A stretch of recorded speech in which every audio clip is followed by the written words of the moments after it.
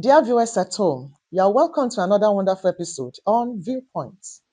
And the topic we are treating today is forgiveness.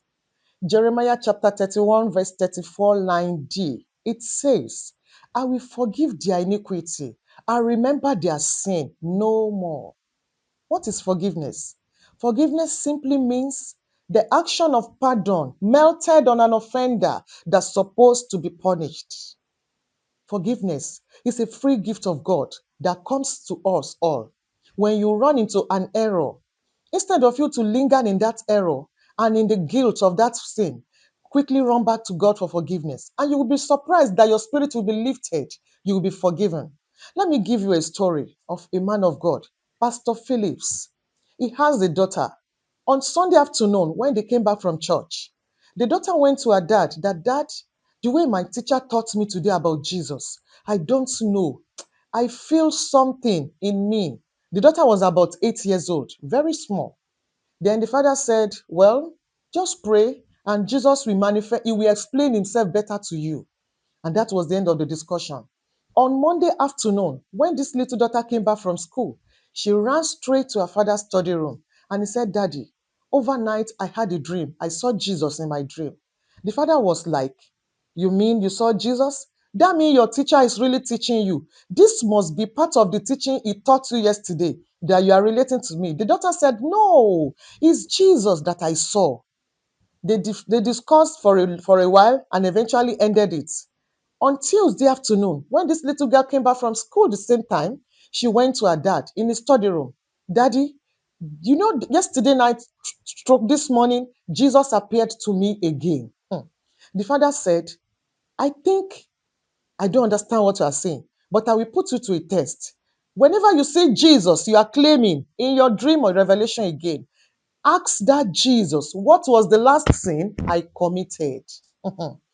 Do you know, on Tuesday stroke Wednesday night, Jesus appeared to this young lady again. And he told her certain things and he took her in so many places. So when she came back from school on Wednesday afternoon, she went to her dad in the study room again. And he said, Daddy, yesterday night stroke this morning, I saw Jesus. The father said, I'm expecting you to tell me. What did you see this time around? He said, Jesus took me to a garden. That garden is so beautiful. I don't know how to explain it. That as we were walking in that garden, he held my hand and I felt a warmth in my body. Then I asked him, Daddy, my father told me to ask Jesus, my father told me to ask you a question, that what was the last sin he committed? She said, when I told Jesus that, he paused and he looked at me and he said, really, he committed a sin. He has asked for forgiveness. I have forgiven him. I have erased it. I cannot remember it anymore. Hmm. When she told her dad, it was then that her daddy realized that it was really Jesus Christ that manifested himself to this little girl in her revelation. Brethren that you are watching me in the house, whatever sin you have committed, whatever error you ran into, if you run back to Jesus with all heart and ask for forgiveness, he has forgiven you. In as much your forgiveness is not a partial forgiveness you are asking for, in as much you are not planning to revisit that sin again, he has forgiven you. He remembers it no more. But there is something that normally tortures us. Whenever we ask for forgiveness after committing an error, there is this self-guilt. When Jesus forgives you, and yet you refuse to forgive yourself, there is tendency to linger in pain. But when Jesus forgive you, forgive yourself as well, so that self-guilt will not set in and other things will not creep in as well. The Lord will help you as you do this.